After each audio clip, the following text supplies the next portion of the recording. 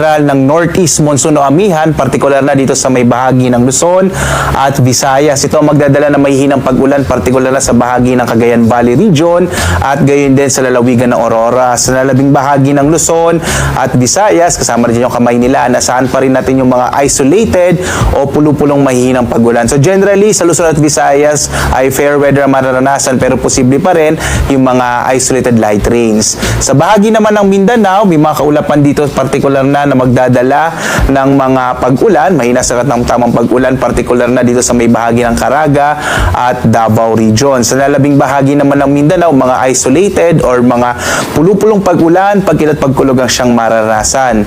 Sa kasalukuyan, wala pa tayong minomonitor na low pressure area na maaaring maging bagyo na papasok sa loob ng Philippine Air Responsibility. Sa pagkatapos nga ng buwan ng Pebrero, wala tayong naging bagyo or wala na tayong aasahang magiging bagyo sa loob ng